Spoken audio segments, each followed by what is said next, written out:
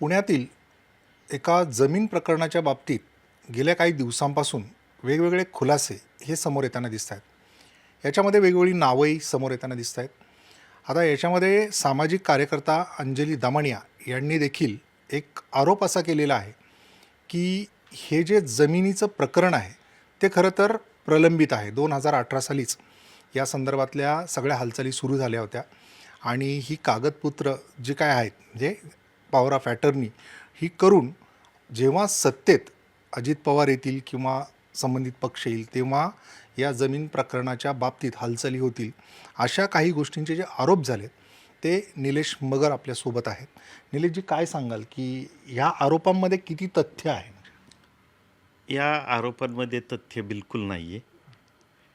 2018 साली आम्ही power of attorney केली हे आम्हाला मान्य आहे. ते पब्लिक डोमेन आहे, ऑनलाईन आहेत सगळे डॉक्युमेंट्स. ती केली, पण करताना कुणाबरोबर केली? आजचा जो ह्या संबंध लावतायत गायकवाडांचा बरोबर, तर गायकवाडांच्या बरोबर आम्ही बिलकुल पॉवर ऑफ अटर्नी केलेली नाही. आम्ही पॉवर ऑफ अटर्नी केली जे कुळ आहेत, संरक्षित कुळ आहेत त्या जमिनीवरती, ढमढरे म्हणून, त्यांच्याशी आमची पॉवर ऑफ अटर्नी झाली. ती पॉवर ऑफ अटर्नी कशी झाली? तर तो प्रभाग माझ्या जी जागा आहे ती माझ्या आत्ताचा जो प्रभाग होता त्याच्यात येते. त्या लोकांचं माझं रोजचं जाणं येणं गाठीबिठीचा विषय असतो. ते माझे पाहुणे पण आहेत, ढमढरे. ढमढरे माझ्याकडं आले 2018च्या दरम्यान आणि त्यांनी आम्हाला सांगितलं की दादा, आमचा असा असा विषय आहे, आमचे आज पण सातबाऱ्यावरती नावं आहेत इतर हक्कात, आणि आम्हाला ती जमीन परत मिळवून देण्याच्यासाठी तुम्ही प्रयत्न करावा. मग आम्ही थोडंसं आमच्या लिगल टीमकडं पेपर्स दिले आणि पुढं जायचं त्याच्यात असा विषय ठरला. मग जायचं तर ते अगदी शेतकरी कुटुंब आहे, आज पण ते शेतकरीच आहेत, शेती करतायत.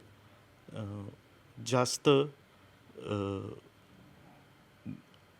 कायद्याचं ज्ञान किंवा काही हे थोडंसं कमी असल्यामुळं वेळ घालवायला लागणार, पैसे लागणार, ह्याच्यासाठी ते म्हटले की दादा, तुम्ही हे काम आमच्या वतीनं पहा. आणि अगदी प्लेन पॉवर ऑफ अटर्नी त्यांच्याकडनं आम्ही घेतली. ती पॉवर ऑफ अटर्नी घेतली, त्याच्यात काही खरेदीचा विक्रीचा असा उद्देश बिलकुल नाही आहे आणि आजपर्यंतचा तो कधीच नव्हता. ती पॉवर ऑफ अटर्नी मिळालेल्याच्या नंतर आम्ही थोडे प्रयत्न केले 19-20पर्यंत. त्याच्यात शेवट असा निघाला की आता आमच्या लिगल टीमचं ओपिनियन आलं की हे प्रकरण आपल्याला कोर्टात घेऊन जावं लागेल आणि टाईम कन्झ्युमिंग प्रोसेस आहे. मग मी ढमढऱ्यांना बोलवलं, ढमढऱ्यांना पण सांगितलं की बाबा ह्या असा विषय आपल्याला आता आमच्याकडनं इथनं पुढं काही विषय होणार नाही आहेत. हे 2020पर्यंतचे आमचे प्रयत्न आहेत. त्याच्यानंतर आजपर्यंत त्याच्यात एक नव्या पैशाचा आम्ही कुठं काही व्यवहार केलेला नाही आहे. ना ढमढऱ्यांना पैसे दिलेत, ना आम्ही त्या पॉवर ऑफ अटर्नीचा मिसयूज करून दुसरी कुणाला पॉवर ऑफ अटर्नी करून दिली आहे वगैरे, असं काही नाही. तो विषय थांबला, तो थांबलाच. हे आजमध्ये असे मग वेगवेगळे जे आता आरोप होत आहेत ते का होत आहेत? मग विक्रीचे आरोप होत आहेत किंवा त्याच्या संदर्भातलं 2018ला पॉवर ऑफ अटर्नी झाली, त्यानंतर 2025ला तुम्ही जेव्हा म्हणजे अजित पवार इथे पालकमंत्री आहेत किंवा संबंधित त्यांच्याकडे खाती आहेत तेव्हाच हा व्यवहार झाला, असा आरोप का होता?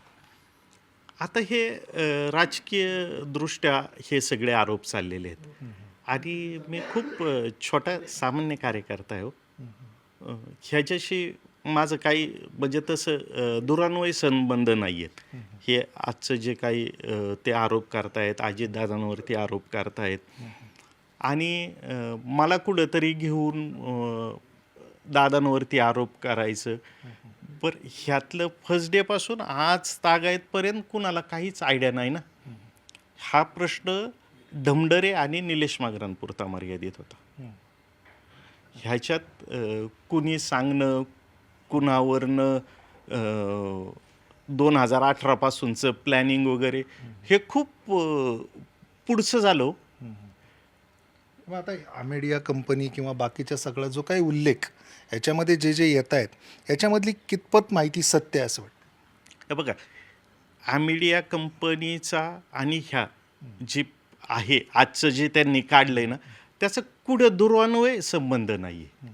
नाही नाही, वेगवेगळ्या याच्यामध्ये त्यांनी ज्या पद्धतीने आरोप केले आहेत, आता तुमच्यावर देखील आरोप होत आहेत, तर तुमचं असं म्हणणं आहे का जाणून बुजून ते काही गोष्टी काढताना आरोप करतात? 100% ना दादा.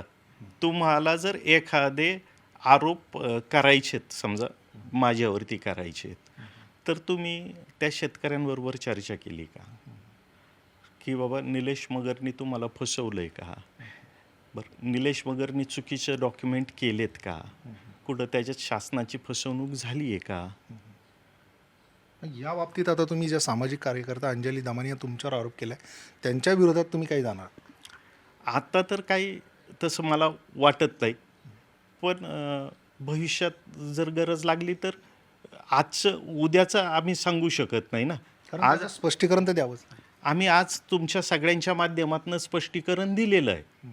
याच्या व्यतिरिक्त त्यांना काय माहिती लागली, त्यांनी मला बोलवावं, मी जाईल त्यांना माहिती देईल.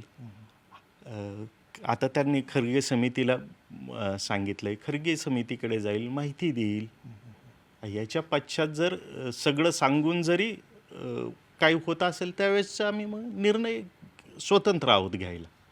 म्हणजे तुमच्या या राजकीय याच्यामुळेच त्यांनी कुठेतरी आरोप केले आहेत आणि तुमच्याकडून मात्र अशा पद्धतीने कोणत्याही बाबतीत उल्लंघन झालं नाही असं तुमचं स्पष्ट म्हणणं आहे? 100% मी माझ्या जागेवरती आहे.